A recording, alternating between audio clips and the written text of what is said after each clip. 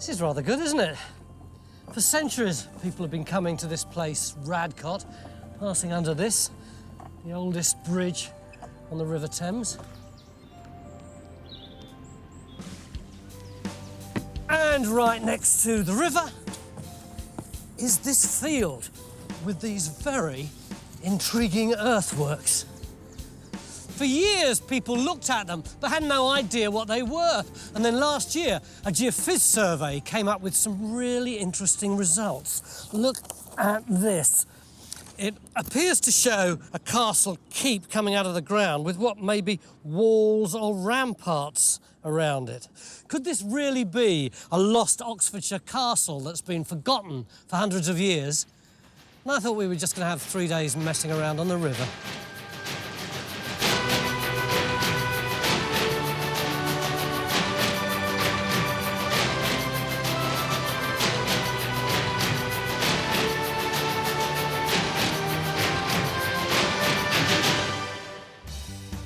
The tiny hamlet of Radcot in Oxfordshire is the last place you'd think of looking for a massive castle.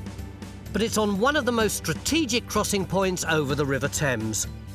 For centuries, armies have fought here for control of the bridge, from medieval times right up until the English Civil War in the 17th century. We've been invited to dig here by two archaeologists who live nearby. They've done their own geophys survey and they think they may have found a Norman castle buried underneath this now peaceful field.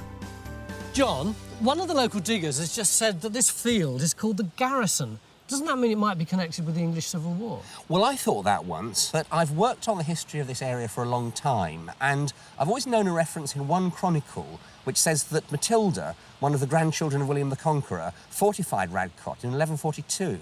And you persuaded Rogers to do some geophys on the field? That's right.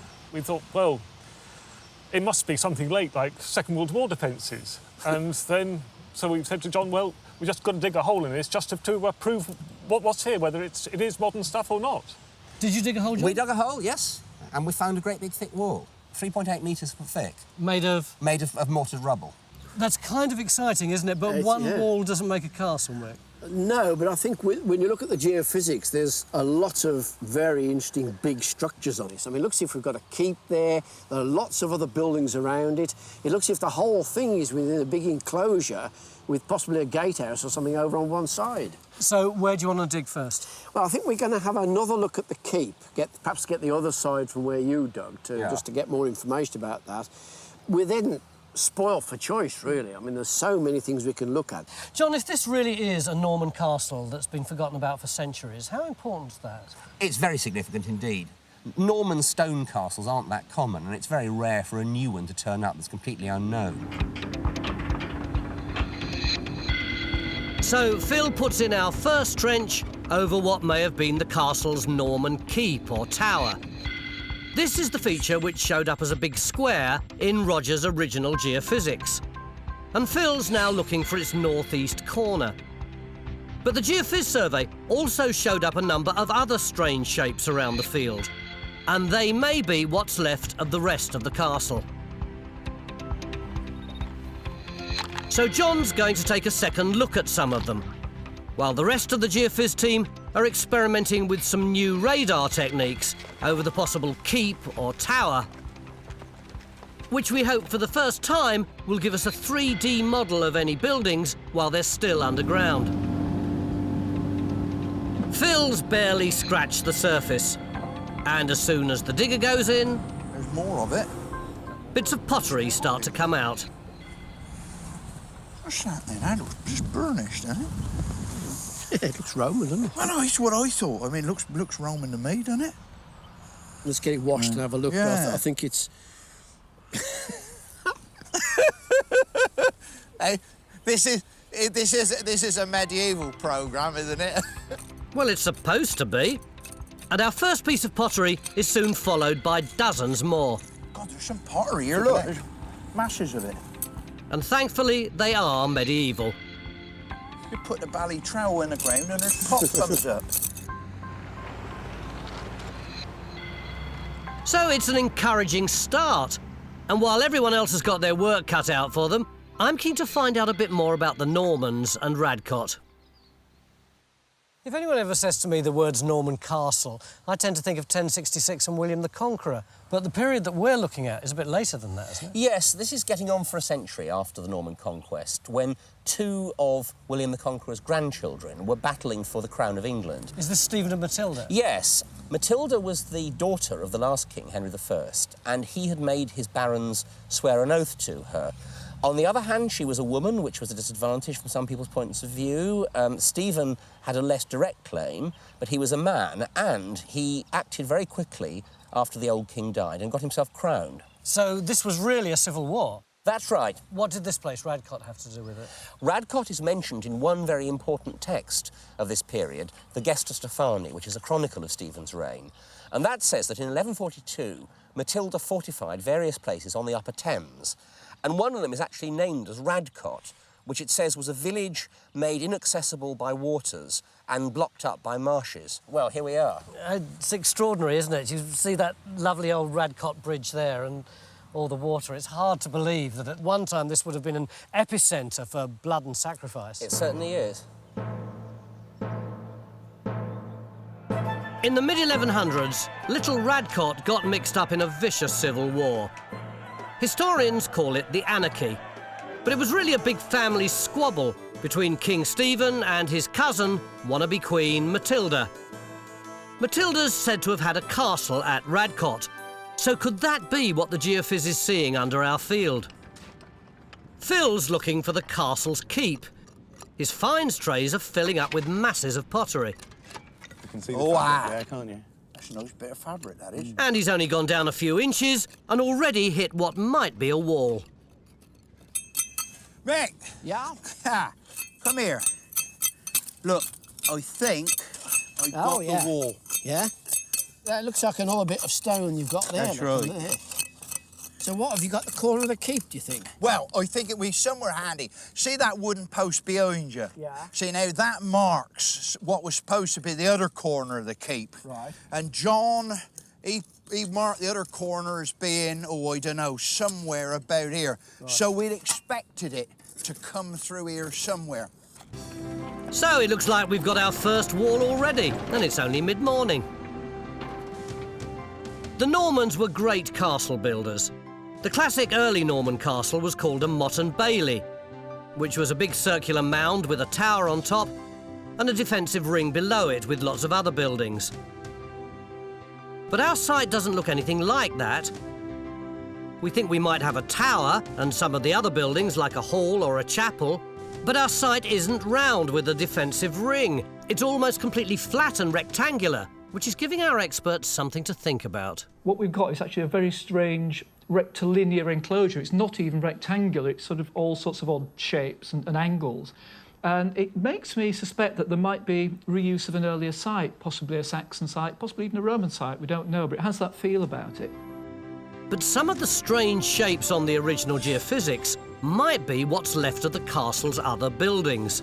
Mick thinks this dark area here could be the remains of a gatehouse, the fortified entrance to the castle. Presumably this hollow is where the road's coming in. Well, if I look at the topography, that's what it looks like. We hadn't had time to plot on a computer exactly where we should put the trench, so Mick and Bridge go for a rather less high-tech approach. Stuart's best guess. Stu, we're looking for this entrance here, look, and we think we probably ought to go where this hollow is in front of us. Right. He's going to disagree with that. I know, you can see his face. I've just been looking at this possible roadway that comes in from the north up here. Yeah. If you plot out where that might hit this bank, it's not actually in this hollow. Where is it then? It's more here-ish. It's to one side of your hollow. All right, OK. Presumably that gate in the fence there is a bit of a clue, is it? No, I noticed that. So our next trench goes in looking for the gatehouse. 1 bucket width wide to start. But one thing still puzzles me. If we really do have a grand Norman castle here, why isn't it in the records and on the maps? Or you could ask, who should have put it there? You used to work around here, didn't you? Yeah, I worked in the County Museum from 1970 to 74, and my main job was to compile a record of all the sites and monuments in the county. And on that record, does it say that there's a castle here? No, Did I you mean, miss it, Mick? Well, I must have done. But then, you see, I remember how I would have worked then. I would have looked over the fence, seen the earthworks, marked earthworks on the map, and then I probably went in the pub. But why specifically do you think it was missed here? Not just by you, but by countless historians and archaeologists. Probably because this place was known as the site of a 17th century Civil War battle. Yeah. And so, you know, I probably, like everybody else, assumed that the earthworks was something to do with that. So this folklore evolved that this was a garrison, it was a Civil War site, and nobody ever challenged And it? nobody ever queried it and said, well, hang on, let's go back and look at the documents again. Let's see if this is really true. If you could live your life again. Oh, tell me about it. So it seems that somewhere along the line, Radcot's Norman history got confused with the later English Civil War, when Oliver Cromwell's Roundheads fought a battle in the village with Charles I's Royalists. But 500 years before this, we think there was a Norman castle here. One real clue might be the banks, streams and ditches surrounding the field, which do look suspiciously like a moat. To find out, we've sent Stuart off in a boat along the river at the bottom of the field, and got Henry to take some soil samples to see if the ditches once held any water. But it's in Phil's Tower Trench where we're getting our best archaeology. See, we've got this lovely big wall coming up here, and the archaeologists are saying it looks like the right period, middle of the 12th century. If it's not a keep, it's pretty keepish. And they think they may have the return there. You see where that lighter soil is. But what's really intriguing me about this dig is all these finds. Often we wouldn't get as many as that in 3 days, but these have come up in, what, 3 hours? Yeah, I mean, it's absolutely astonishing, isn't it? There's just masses and masses of really big pieces of pottery, all these huge chunks of animal bone. Have we got 12th century stuff here? Oh, yeah, it's nearly all 12th into 13th century. I mean, it's exactly on the money in terms of what we're looking for. The only stuff that isn't is we're getting a background of Roman pottery. I mean, quite big pieces of it as well, in good condition. We've also got this. It's a piece of a Roman central heating system, the sort of thing you'd find in a villa. So there could have been a Roman settlement on this side? Almost certainly a villa looking at that, yeah. I mean, you're looking at big, fresh chunks of Roman pottery. They haven't been kicking around in fields for all their life.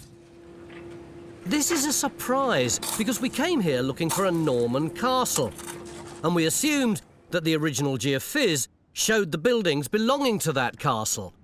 Like this shape here, which seems to have 3 rooms and could be the castle's chapel. But with so much Roman stuff coming up, Mick and John are having second thoughts. Now we've surveyed it in more detail, it looks as though that chapel is part of a much bigger structure. Yeah. I mean, there appear to be wall lines going off at right angles and extra rooms. Yeah. So what sort of thing could it be? Well, we've been teasing ourselves with, is it a villa? A Roman villa? Yeah, because we've got Roman pottery from the site, we've got a hypercoarse heating flute tile. Why not this being part of a Roman villa? So we've got to put a trench in to find out. So we've got rumours of the Civil War. Yeah. We've got Stephen and Matilda. Yeah. And now we've got a Roman villa. It's going to be a chapel.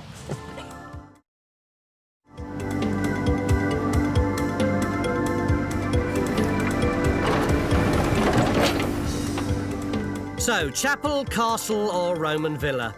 Our third trench goes in to find out. At least things are clearer in Phil's trench, where we're looking for our Norman tower. Phil?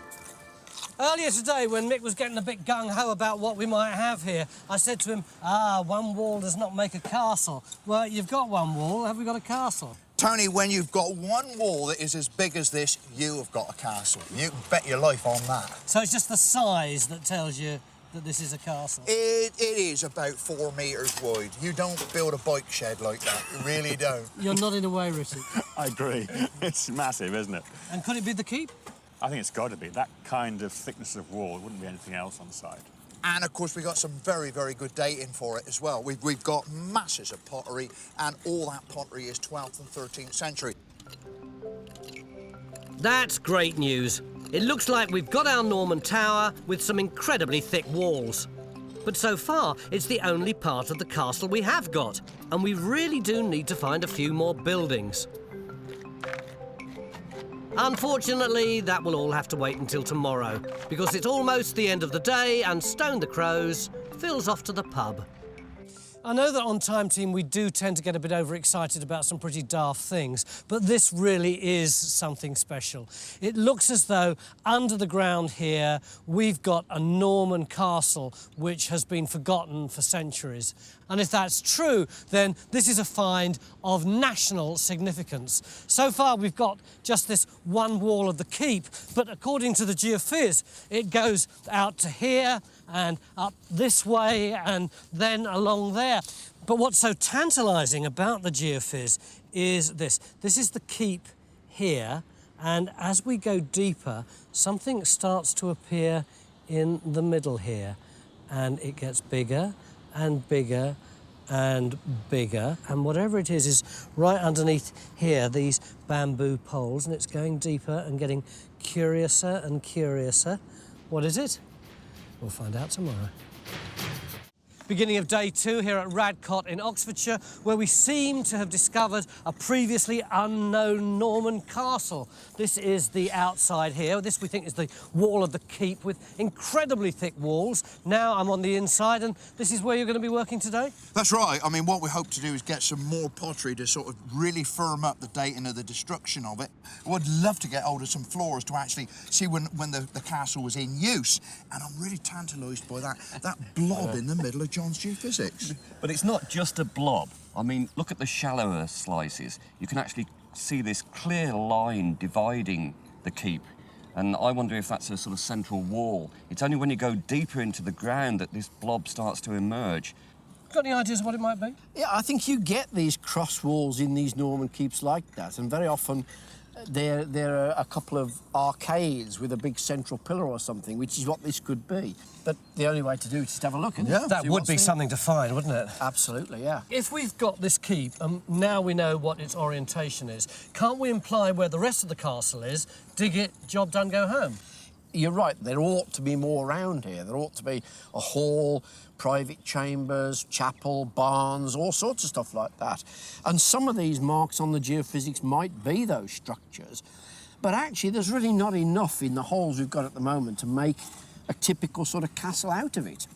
Then what could all this stuff be around the edges? I'm beginning to wonder whether a lot of these earthworks aren't related to something later. I think that we're not looking at a one-phase structure. It's not all 12th century. There's something else going on at this end of the site. So what is going on? And why does our castle only seem to consist of a massive Norman tower, which Phil's uncovered in his trench? Norman castles usually have lots of buildings, but neither of our other 2 trenches have found any sign of them so far. Yesterday, Bridge put in a trench looking for the gatehouse. She's found lots of rubble, but it doesn't look as if it belongs to a building. It's a similar story over in Tracy's Chapel Trench. We don't have a Roman villa. In fact, we don't seem to have any sort of building at all. Something odd seems to be going on in this part of the field, where we've got lots of earthwork banks and ramparts. Up until half an hour ago, I thought this big earthwork was part of the Norman castle. But now Mick says it may be something entirely different. Stuart, you're our lumps and bumps man. What's your take on all this? Well, I think we have got an earthwork here of the Civil War period, but not the Stephen and Matilda Civil War, the later Civil War, 17th century, Roundheads and Cavaliers period. So 2 civil wars on one side? It's looking very likely at the moment. That's extraordinary, isn't it? Yeah. Now, we know that Radcot House, you see through the trees, yes, had a royalist garrison in it during the Civil War, and that the Roundheads besieged it for 6 weeks, and that they fight cannonballs, so they needed somewhere to do it from. I think this is a Civil War siege work here. Dug by Oliver Cromwell's men? Yeah, indeed. How does your work tie into that? Well, it matches. If we move up to that north-western corner, see that shape? around there is very reminiscent of the bastions where they used to mount the cannon during that period. So does that mean, Mick, that we're not going to be able to find any more of our Norman castle because it's all been destroyed by these later earthworks? Well, I think that's the problem in this half of the field. The trenches we've dug have just got masses and masses of dumped material put in, which reflects these earthworks. So whatever's in this area is going to be quite well buried. So I think we need a trench across this just to test that out. But, you know, it bears out my sort of concerns, uneasy feelings that we weren't quite dealing with what we thought we were dealing with.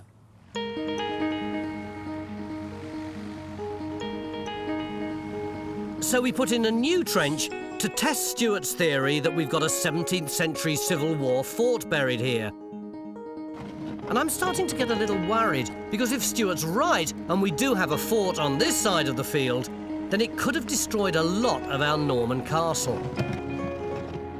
These things are thrown up in a couple of days, these Civil War defences. They only take 50, 60 men a couple of days to dig something like this, you know. At least Phil's trench is looking good. It's taking him a little longer than he thought to uncover the strange blob in the middle of the tower. But our new 3D geophys model shows that it goes down at least as far as the outer wall. And we're still getting lots of really nice medieval pottery from this trench.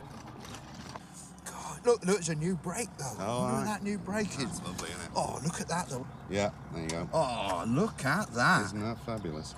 Come on, That's then, lovely, tell me isn't it? about that. That's Well, gorgeous. it's real boastful baluster jug. They made them up on the Oxfordshire Buckinghamshire border. It's the classic 13th, 14th century glazed pottery you get in Oxfordshire. So that is like the staircase baluster, the shapely legs sort of things. Yeah, nice tall neck, nice bulbous body, and then going down to a nice sort of tapered foot. And It's a whacking grey handle on it, I suppose. yeah, big strap handle, usually with slash decoration on it. Then you get all this applied decoration, rouletted and coloured slips painted on it.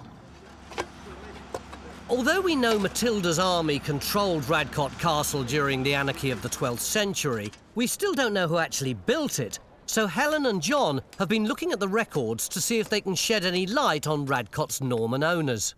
John, given that we're looking for a Norman castle here, do we have any idea who would have owned this area at the time of the conquest? Well, we do know who had Radcot in 1086, 20 years later, because Domesday Book says that it was in the hands of a man called Alfseer of Farringdon. And Alfseer is a very interesting character. He was an Englishman, but he was actually richer in 1086 than he had been at the time of the conquest. How come? Well, William must have trusted him. He was one of a group of English administrators who knew how the country ran, whom William found it worthwhile to support and trust. And so he's one of that select band of English who collaborated and who were built up by William's regime. What about it at the time of the anarchy, at the time of the fight between Stephen and Matilda? Do we know who was here then? We don't know for certain, but it's pretty clear that a lot of Alf's lands went after about 1100 to a man called Hugh of Buckland. Hugh was one of the king's major supporters and henchmen in the Upper Thames area. Now, he died about 1120, but he had a son called William, and it may have been William de Buckland who owned this at the time of the 1142 siege. Just how much of William de Buckland's castle has survived is open to question.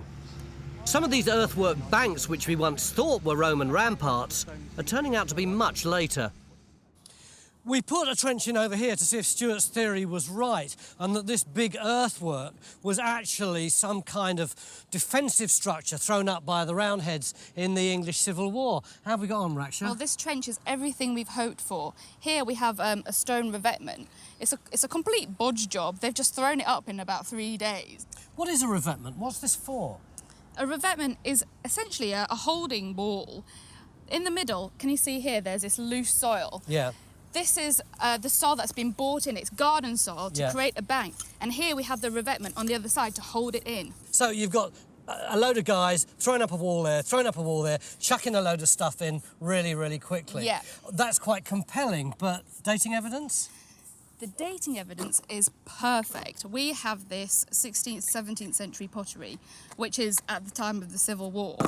And also, if you come over here, we've actually just found this sweet little horseshoe. You can just imagine a Roundhead trotting on his horse through this field of buttercups. So how do you feel about your trench?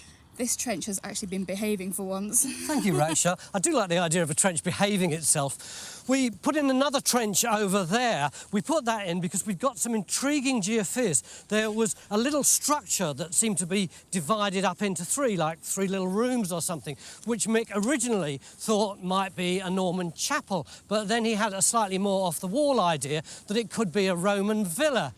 Is this trench behaving itself, Tracy? No, not really, no. It's not what we expected. In what way? No stone walls. What have you got? What we have got is these layers here of mortar and small bits of stone. There's wall plaster in there. That's all demolition material from a building. Is that it? Well, no, because cutting through the demolition, we then have robber trenches where the stone walls would have been coming down that way. Would it be fair to say, basically, you have no idea what's going on? No, I think we know what's going on. We just don't know what it means yet. Great. So, while Tracy's trench is still a bit confusing, we are beginning to get a better overall picture of our site. And it looks as if local folklore about the Civil War could be right. Rakshaw's trench proves that there was an earthwork bank built here in the 17th century, and it seems to have formed part of a much larger fort. It covered almost half the field. How on earth did we miss that one?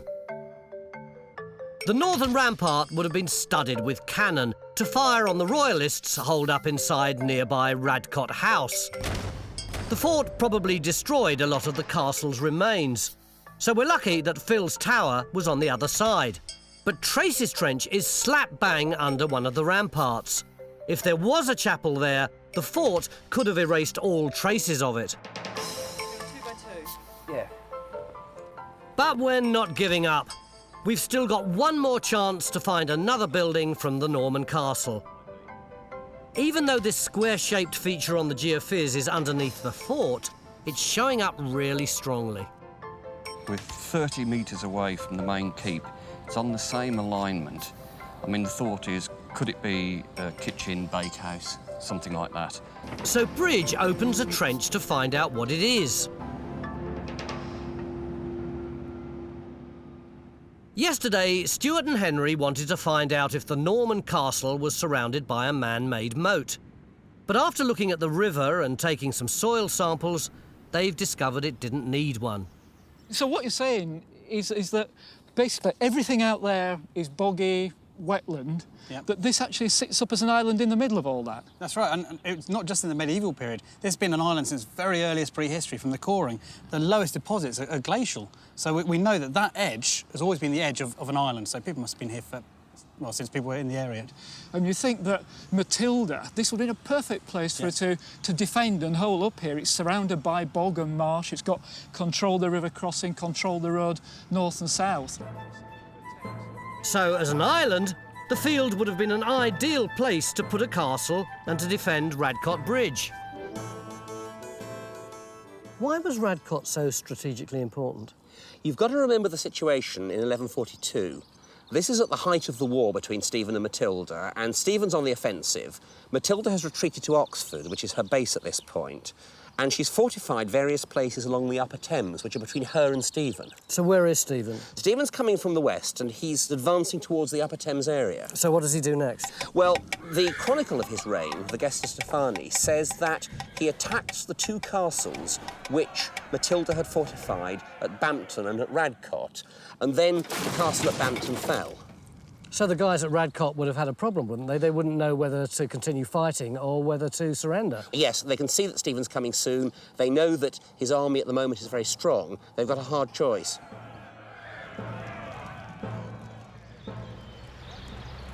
Over in the field, we've decided to concentrate our forces on Bridges Trench, where she's found a stone wall.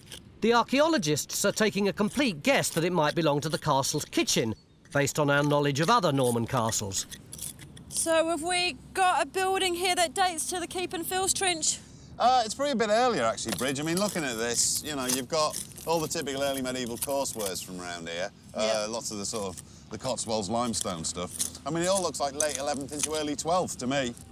So, at last, the pottery from Bridges Trench suggests we may have another part of the Norman castle. In fact, we've got more pottery than we could ever have hoped for. From Phil's trench, we've got pieces of pot and bowls from the very early Norman period.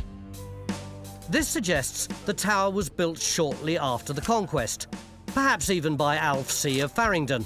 That would make our stone keep extremely rare, because most early Norman towers were built out of wood.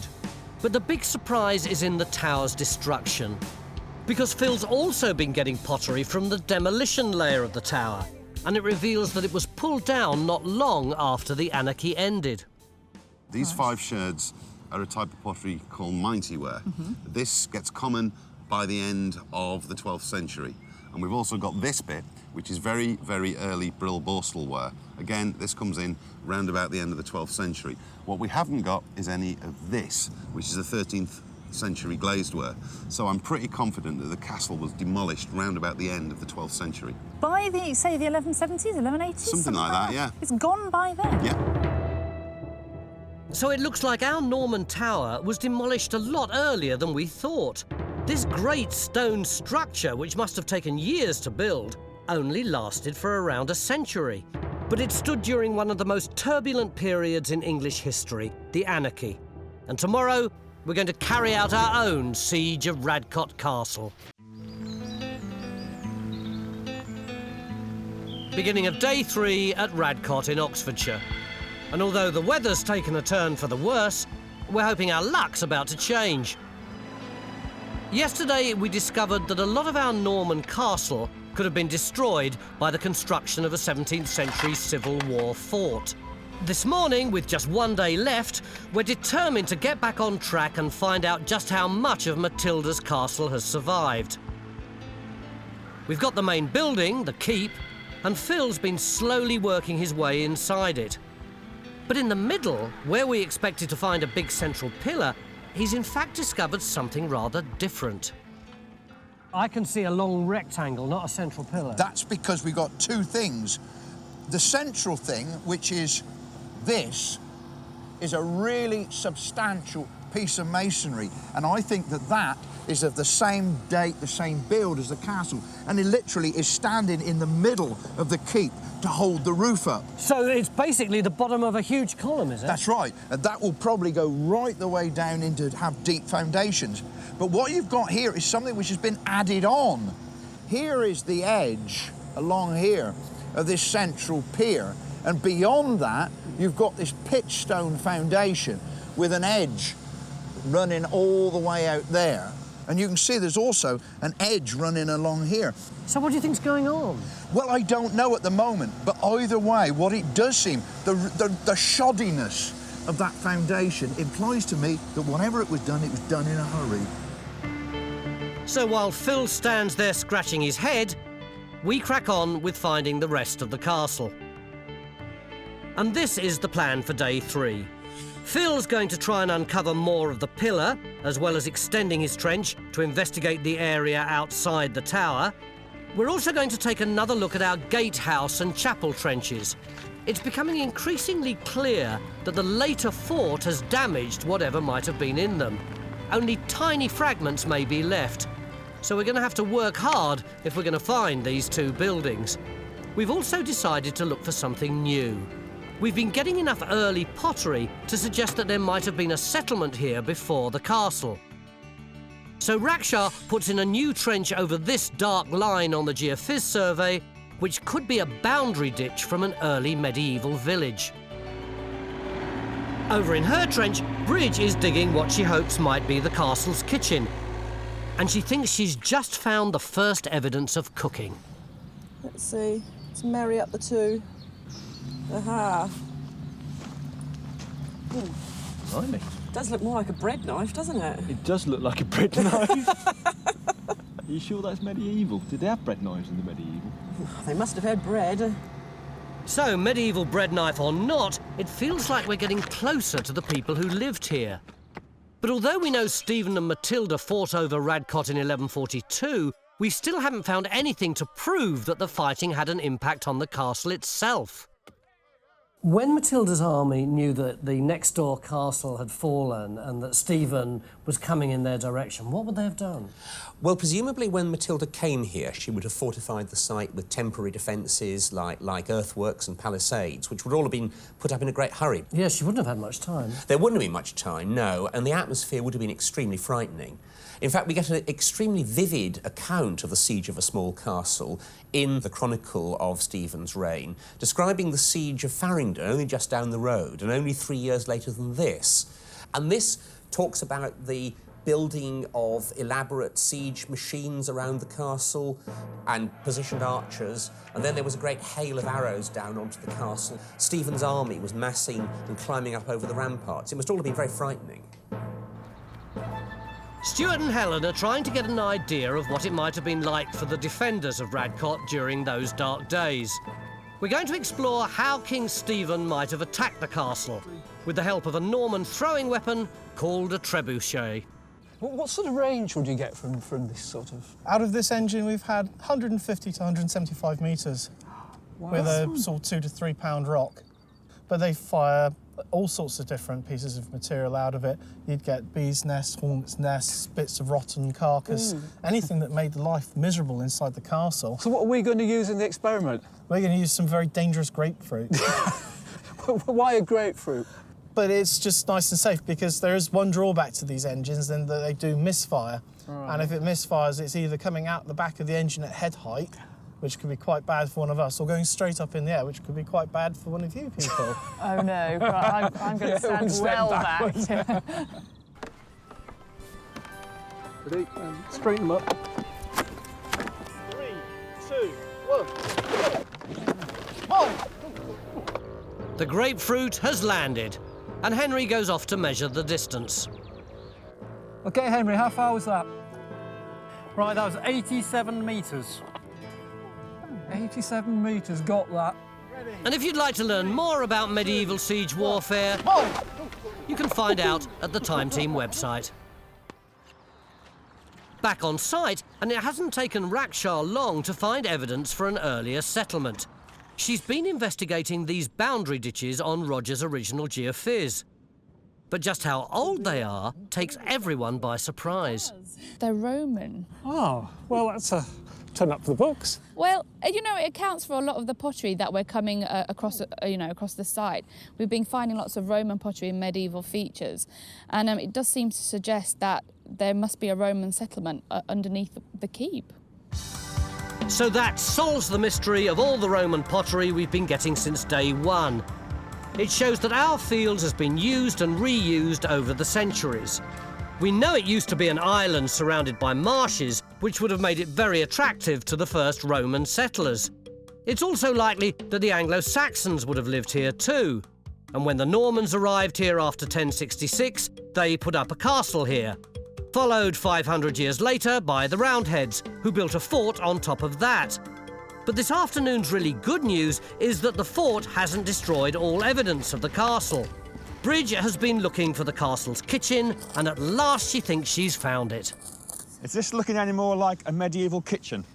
Well, we have found a lot more pot that's got a lot of soot on it. So it looks as though it's been used for cooking, or at least on a hearth. We've also found your doorway. Oh, good. Where's that then? Here it is behind me. You see this brown splodge here? Yep. This is where the door jamb would have been, and it's been robbed away. Right. I'm standing in the actual doorway. Right. This orange material, this looks like the bedding layer for a pathway that's leading straight up towards the keep. Right direction. Yeah. Any idea of date? At its earliest, we have got pottery dating to the early 11th century. Do you think, by looking at the construction of this wall, that you might be able to date it more closely? Although it's quite a narrow wall, the way it's built and the way it's finished is quite good quality. It's quite similar to the keep, really. The cooking pottery and the earlier bread knife suggest this was indeed a kitchen dating to around the same period as the Norman keep. So it would have served food to the knights and their servants in the castle. It's not quite such good news in our gatehouse and chapel trenches, but it's not as bad as we once feared. The rubble in our gatehouse trench seems to be part of a collapsed wall, which might be the outer wall of the castle. the ditch of the Civil War fort has been cut through it. We haven't found a gatehouse, but the geophysics still suggests we're in the right area. So if it is here, it's probably buried beneath all this, and we just don't have time to take it all out. In Tracy's Trench, we can't say for sure if we have a chapel, but we do have some kind of building.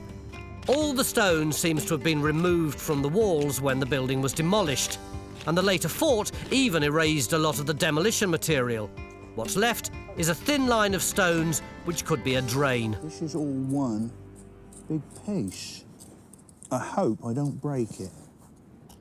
Right from day one, Phil's Trench has given us our best preserved part of the castle, the tower. But we now realise just how close it came to being destroyed, because Phil's found a huge ditch just a few feet from the tower, and the evidence suggests it's part of the later fort that wiped out so much of the Norman archaeology. Beautiful. Hey? Look at that. Isn't that amazing, lovely. eh? Isn't that absolutely spot on? It's the standard sort of early post-medieval pottery around here.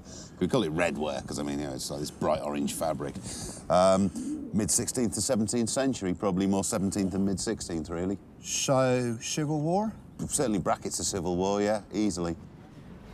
We've also dug up a huge amount of mud from the bottom of that ditch. And thanks to our metal detectorist Dave Tuffery, we've just found something buried there which causes quite a stir. Someone said race over here. What have we got? We got the FA Cup, right? What on earth is it? Well, it's a goblet. Wow. Look at it. Bridge, what can we say about it? We can see that it's pewter, but what would be nice is if there's some sort of engraving on the base of it or something like that. We might have maker's marks, we could have anything that might date it. Because the goblet's from the Civil War ditch, it probably dates to around the 17th century. Bridge takes a break from digging to see if cleaning it can help us to date it more accurately. But there's one more little mystery to solve: why the tower's central pillar was turned into a wall. And we've called on Richard, our castles expert, for help. Why do you think it might have been built? Perhaps somebody's trying to strengthen this keep for some reason.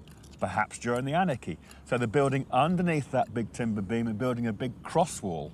So this might be our first tangible evidence of Matilda's army on this side. Exactly. I mean, I find it a very favourable interpretation. The point is that this foundation is such a rubbish build, it makes it look as though it was put up in a hurry. And this idea of this wall is continued right the way through the keep means that you can effectively divide one keep into two separate keeps. You can defend either of them. At last, after 3 days of digging, we've got what we came here for. Evidence linking this Norman castle to the anarchy of King Stephen and Matilda, maybe even to the siege of 1142. And after looking at the landscape and using our trebuchet, Stuart thinks he's worked out how King Stephen might have attacked the castle. If I was going to besiege this castle, that's where I'd put a trebuchet along that road. Not only have you got can you lob things into the enclosure from it, but you've also got control of the road itself. You can almost cut off the castle here. So although it's a really strong defensible position because it's surrounded by marsh and so on, if you lost control of those roads, its strength also becomes its weakness because you'd actually literally be trapped in it. You couldn't get out, reinforcements couldn't get in. I mean, you'd be completely stuck in there. Surrounded by water, the defenders would have been trapped with no option but to surrender. So when King Stephen's mighty army arrived, that's exactly what they did.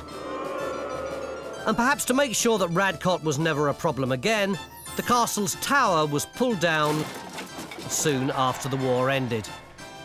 But never one to let history get in the way of a good story, Time Team is going to imagine what might have happened if they hadn't thrown in the towel. What are you two doing? This looks like a coconut shy. It does, doesn't it?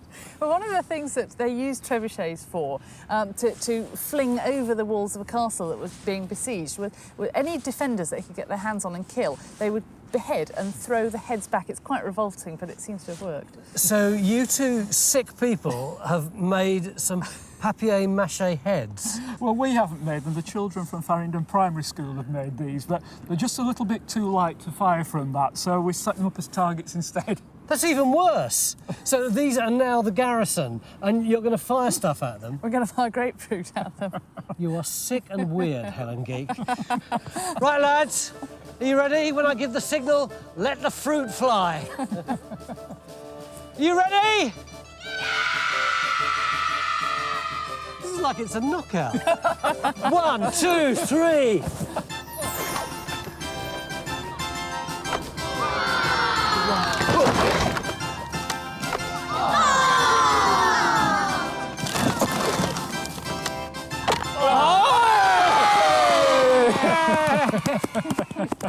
And that demonstrates why Stephen's army won, I think.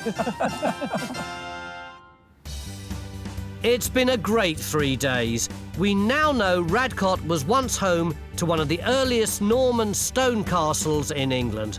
The main tower was built not long after the conquest in 1066 to defend the important river crossing, perhaps by Alfsea of Farringdon, a local Anglo-Saxon working for the Normans.